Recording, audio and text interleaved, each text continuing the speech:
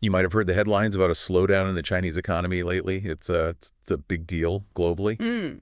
But did you know that slowdown seems to be hitting China's massive online advertising platforms, the Alibabas, Tencents, and Beiders, particularly hard? Yeah, really hard. So hard, in fact, that it's sparking this pretty provocative question. Mm.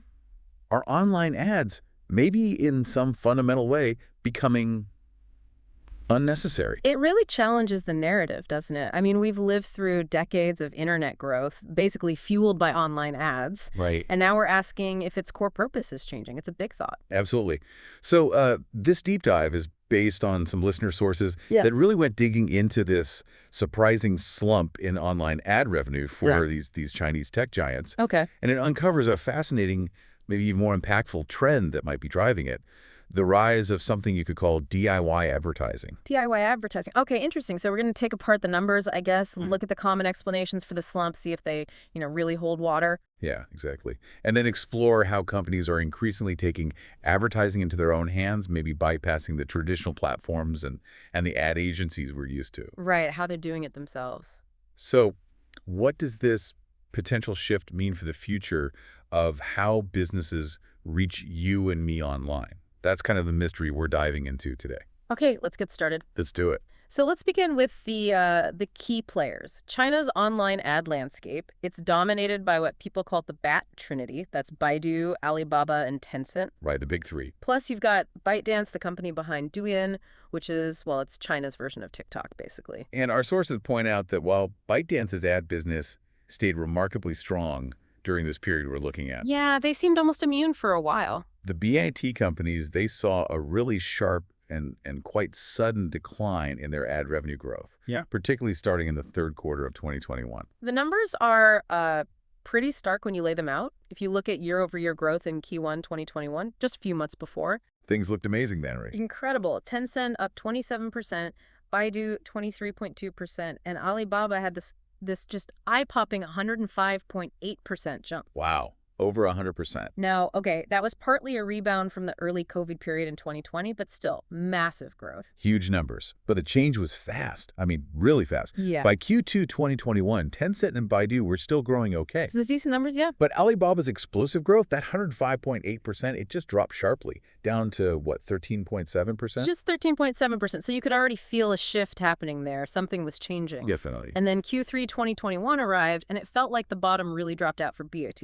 Huh? Tencent's ad growth fell to 4.2%, Alibaba down to 3.4%, and Baidu at 5.4%.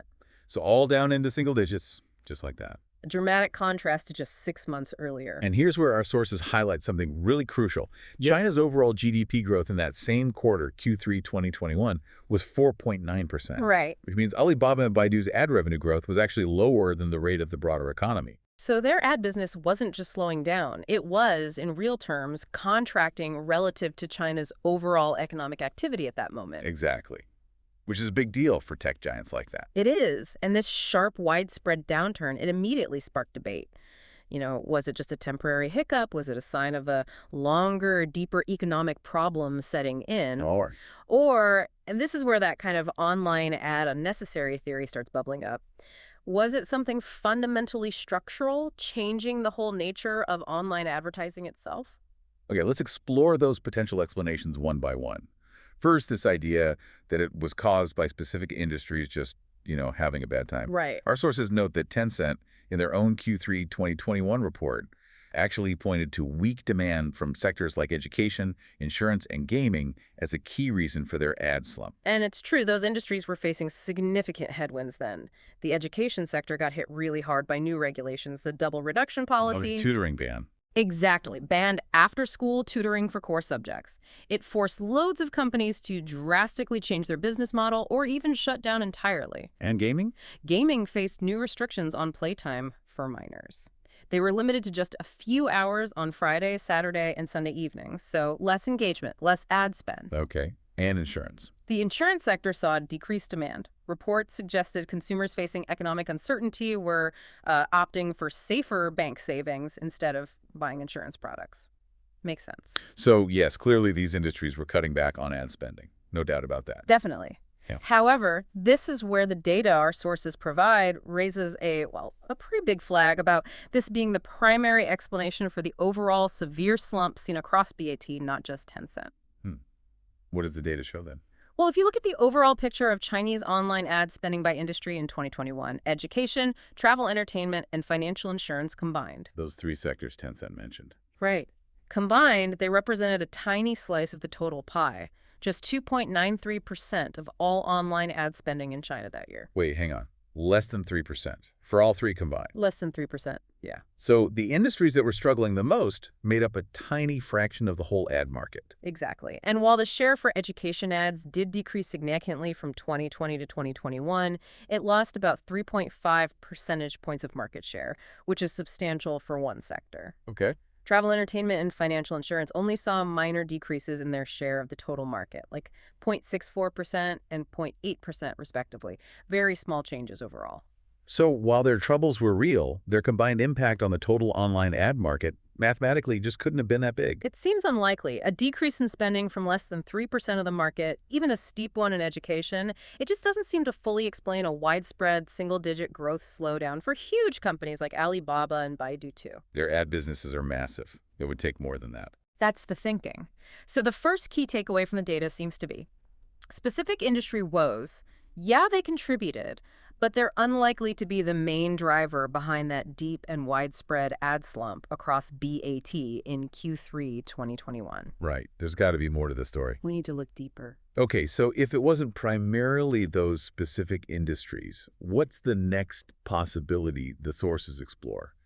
This idea that the ad slowdown simply mirrors the broader economic downturn in China, specifically reflected in the weakening social consumer goods, retail total statistics, which is basically China's measure of personal consumption, right? Retail spending. Exactly. And this is, a more conventional explanation. Advertising is often seen as an economic barometer. It's one of the first things companies cut back when they anticipate slower sales. Makes sense. When consumers are spending less, companies see slower sales and, yeah, they naturally cut back on advertising. And the retail spending trend shown in the sources, it does align pretty well with the ad slowdown timing. How so? Well, after a strong rebound in March 2021, that was compared to the 2020 lockdowns, remember? Right. Retail spending growth weakened steadily after that. It dropped to just 2.5% year over year in August 2021, and then hit a low of 1.7% in December 2021. So that tracks pretty closely with the Q3 slump in ads we saw. It does. The link here makes a lot of intuitive sense. And if the ad slowdown is tied directly to this trend of cautious consumer spending, then it suggests the low ad growth could stick around for a while. it could persist for, say, 6 months, a year, maybe even longer. It would likely mirror the pace of the broader economic recovery. And there were reports around that time suggesting people were being more conservative with their money, right? Buying less, especially like new stuff or discretionary items. Maybe saving more because of uncertainty. Exactly. Observed consumer behavior seemed to support this narrative, too.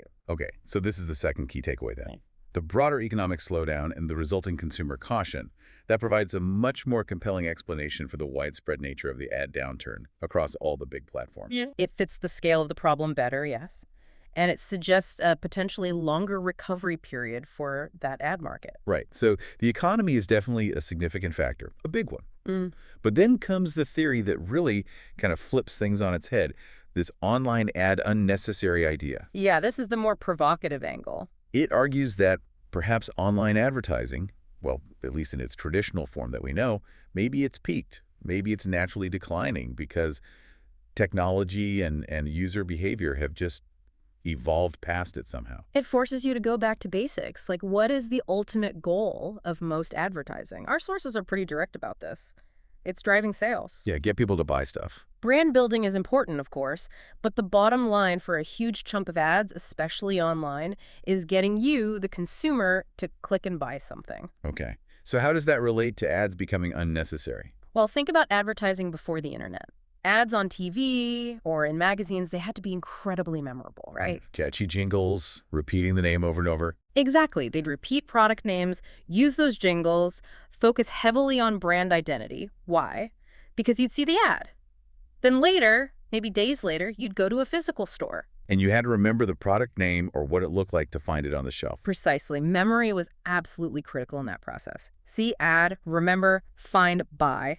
But the internet changed that Yeah, fundamentally. completely. With online ads, especially modern ones, you see an ad, you tap or click it, and bam, you can go directly to the purchase page. The need to remember the name and hunt for it later, it just disappears in many cases. Memory is often bypassed. The friction is gone.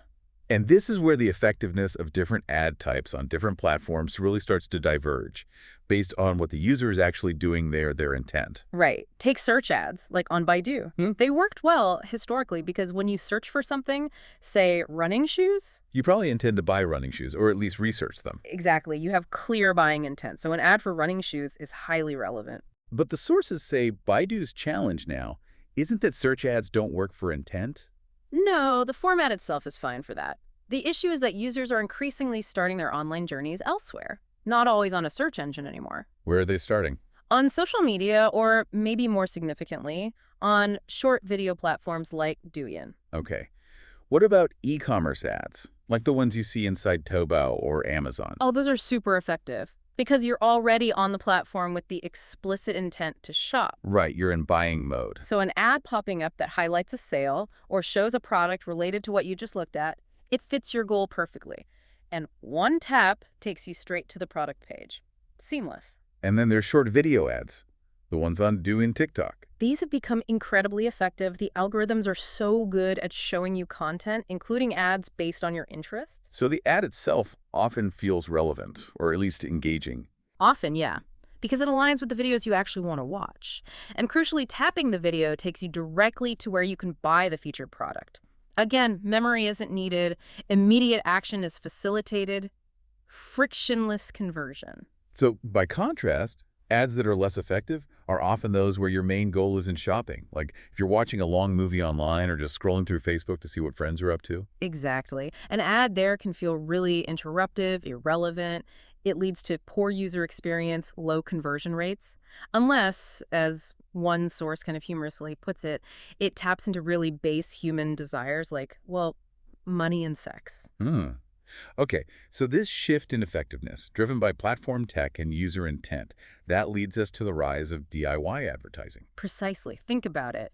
Before, making a decent TV ad required professional filming crews, actors, studios. Super expensive. And then you needed ad agencies to figure out the complex media buying, getting it onto the right channels at the right time. Also expensive and complicated. But now, the game has changed. For a lot of sales-focused advertising, you maybe don't need that super high-level artistry as much. The focus shifts to just clearer product communication to drive that direct conversion. And like we said, memory isn't as crucial with direct links. Production is way easier, too. You can film pretty compelling short videos for many products with just a good smartphone. Right. Anyone can basically be a videographer now. And distribution is vastly simplified. Companies can just post these videos directly to their own official brand accounts on platforms like Douyin or Xiaohongshu or Instagram Reels. They don't need an intermediary agency to buy ad space in the same old way. They're creating content on the platform where users already spend their time. And the cost savings. Doing it themselves eliminates those often hefty production house fees and ad agency commissions. Plus, they get the data directly. Huge advantage. They see exactly who saw the video, who tapped, who converted, who bought. Allows for much more precise analysis and tweaking their approach on the fly. So this is the third, and maybe the most significant, key insight from the sources. Technology has basically enabled companies to bypass many of the traditional advertising intermediaries. Especially for that direct response, sales-driven advertising. By focusing on direct conversion via platforms where users have intent or can be quickly nudged towards it, and using these easier production and distribution tools. Companies can increasingly handle advertising themselves, which diminishes the need for the traditional online advertising industry, at least for certain functions. So it's not that advertising itself is unnecessary, but maybe the specialized industry built around creating and distributing sales-focused ads is becoming less essential for some businesses. That's the core of the argument, and the data seems to support this shift too. The sources point to changes in ad revenue share. Like ByteDance gaining share. Exactly. Platforms optimized for direct conversion, and this kind of DIY-friendly short video content, like ByteDance, gain share. While platforms focused on older formats like Baidu Search or even Alibaba's traditional e-commerce ads lost some share in 2021. And they also looked at ad type shares, right? Yeah, and only video ads actually showed growth in 2021, which strongly implies the rise of short video and its inherent DIY potential is a major factor here. Okay. This DIY idea is compelling. Do the sources give any real-world examples of companies actually doing this? They do. They highlight a great case study. Peacebird. It's a large apparel retailer in China. They have something like 4,600 stores. So not some small startup experimenting. This is a major established player. Exactly. And in May 2021, they set up an internal short video ad department. Half the team focused on creating the videos. The other half focused purely on analyzing the performance data. Smart split. Okay, what do they do? Well, they didn't waste time. Between August and October that same year, they replaced the standard static product photos for 2,000 different items on their main Taobao store listings. Replace them with what? With short videos they created in-house. They found video was just far better at showing how clothes actually fit, how the material moves, the overall look and feel compared to a flat photo. Makes sense for clothes. And they got clever about production, too. They used their own internal staff as models, not expensive professionals. Oh, interesting. More relatable, maybe. That seemed to be the idea. It might not look like high fashion, maybe, but it feels more authentic, more relatable to regular shoppers. And apparently it drove better engagement and sales. Okay, so they made the videos in-house. Where did they put them? Just on Taobao. No. This is key. They distribute these same short videos not only on their Taobao product pages, but also on their official brand accounts across other platforms like Douyin and Xiaohongshu, which is another popular lifestyle platform. So create once, distribute widely. Exactly. And here's the critical link. Tapping the video on any of these platforms, Douyin, Xiaohongshu, wherever leads the user directly back to that specific product's purchase page on Taobao. There's that memory bypass again. See it on Douyin, like it, tap it, buy it on Taobao.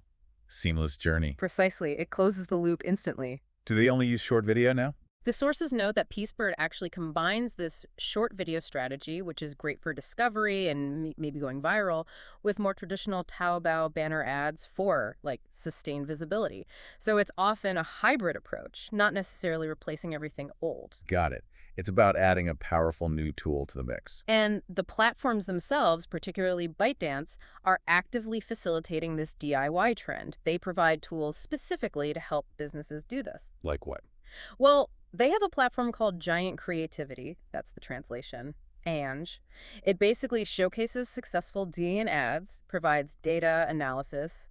It essentially shows companies how to make effective short video ads by learning from others. It's almost like giving businesses the cheat codes. Here's what worked and why now go do something similar. Pretty much. And they also offer something called creative templates.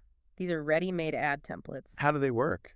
Companies can just upload their own product photos or maybe short video clips they already have, and the tool helps them assemble a proper short video ad, adding graphics, music, text overlays, all within the template structure. Wow. Okay, that significantly lowers the technical barrier, right? Yeah. Makes creating decent-looking short video ads accessible even if you don't have a video editor on staff. It absolutely does. It makes it much easier for small and medium businesses or even departments within larger ones like Peacebird to jump in. And it reinforces that the focus here is maybe less on traditional advertising artistry and more on just efficiency, clear product communication, driving that direct action. That seems to be the trend for this type of conversion-focused ad. These DIY ads are often simple, direct, maybe a bit rough around the edges sometimes, but designed purely to get that click and that sale.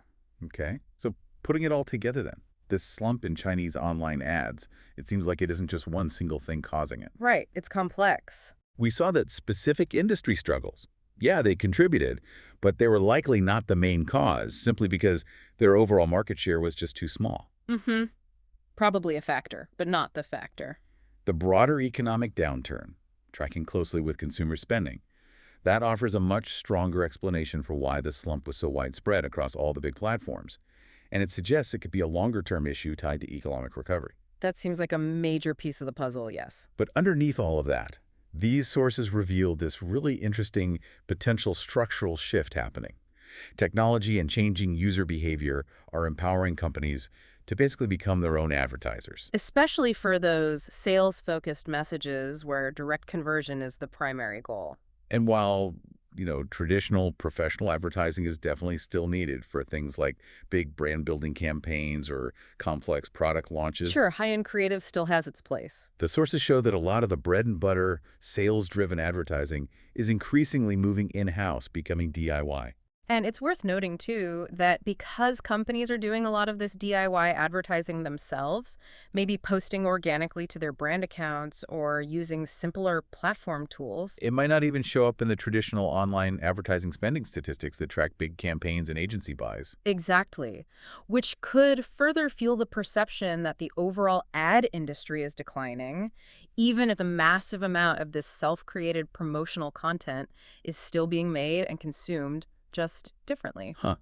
That's a really interesting point. The measurement itself might be missing part of the picture now. It's possible. The landscape is just fundamentally changing how we consume content, how we shop online. It's altering what online advertising is and who's creating it. The whole ecosystem is shifting. It really seems to be. Okay, so the core insight from this deep dive, wrapping it up, is that slowdown in Chinese online ads, it looks like it's much more than just a cyclical economic blip. It might be signaling a pretty fundamental shift where companies are increasingly bypassing traditional intermediaries, using new tech and platform features to become their own advertisers, focusing hard on that direct, intent-based connection with you, the consumer. A move towards disintermediation in advertising, essentially. Yeah, and that leads to a fascinating final thought, maybe, for you, the listener, to consider.